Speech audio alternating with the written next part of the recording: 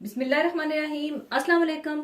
आज मैं आपको विप क्रीम बनाना सिखाऊंगी। विप क्रीम बनाने के लिए आप ले लीजिए विपिंग क्रीम 500 मिलीलीटर, जिसे आप बिल्कुल चिल कर लीजिएगा और बनाने से पहले आधे घंटे के लिए फ्रीजर में रखकर बिल्कुल ठंडा कर लीजिएगा।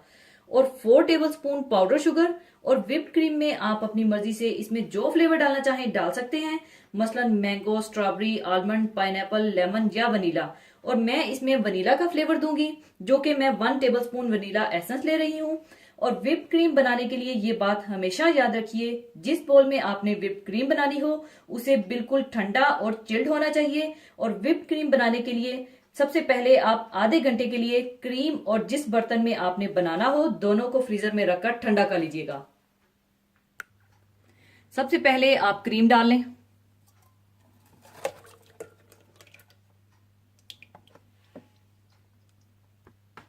इसमें आप पाउडर शुगर और वनीला एसेंस डाल दें।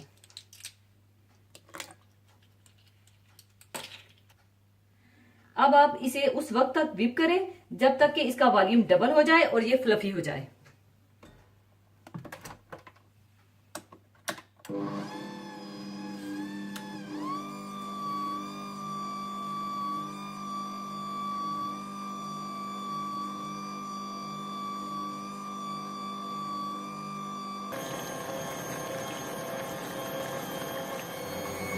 और आप देख सकते हैं कि ये थिक होना शुरू हो चुकी है।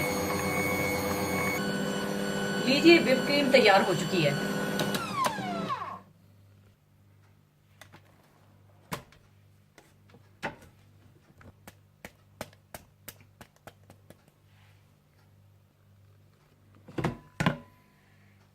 लीजिए, व्हिप क्रीम तैयार है।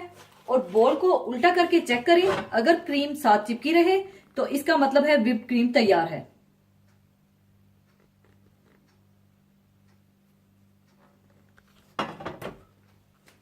और इसे अब मैं सर्विंग डिश में निकाल लूंगी।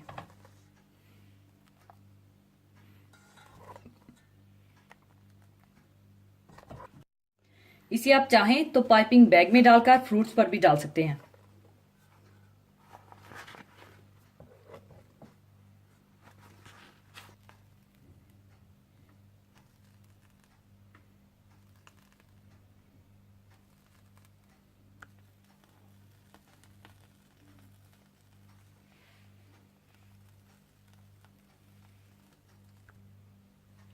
लीजिए, व्हिप क्रीम तैयार है। इसे आप पेस्ट्रीज में, केक्स में, मूस में या फ्रूट्स में इस्तेमाल कर सकते हैं। तो जरूर बनाइएगा। और जाने से पहले एक हदीसे पाक शेयर करना चाहूंगी। हदीसे पाक इस तरह से है।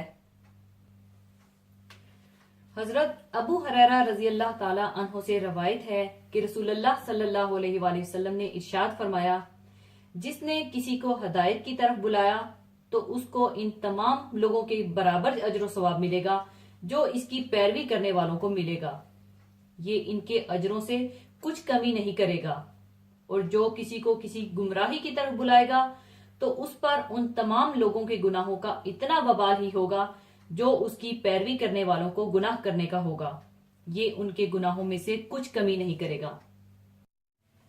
अल्लाह के दीन को इस दुनिया में जारी और सारी करना, इसके दीन को कायम रखने के लिए तन मन धन लगा देना, उसके दीन को अमलन नाफिज करने के अज़म को अपनी जिंदगी का नस्बुलैन बना लेना, मुआशरे में नेकियों को फैलाने और बुराइयों को खत्म करने की कोशिश करना, आखिरत में अल्लाह ताला को राजी करने के हुसूल को अपनी जिंदगी का मकसद बना लेना एक मोमिन के लिए सबसे बड़ी सादत है।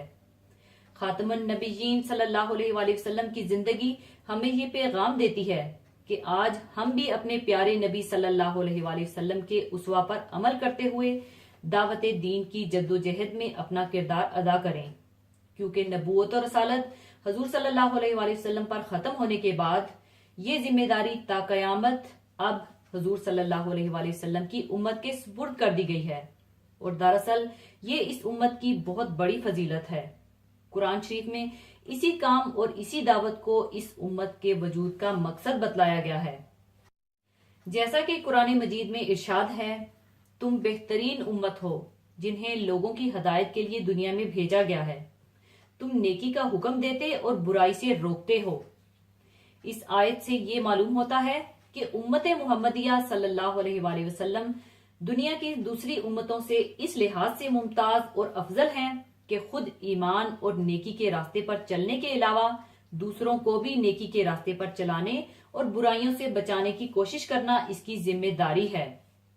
आज मुसलमानों पर जो मुसीबतें, तकलीफें और जिल्लतें मुसल्लत हैं, इसकी सबसे बड़ी वजह यही है कि हम दीन की खिदमत, दावत और इस्लाह हदायत के काम को छोड़े हुए हैं, जिसके लिए हम पैदा किए गए हैं और खत्मे नबूवत के बाद जिसके हम मुकम्मल जिम्मेदार बना दिए गए हैं।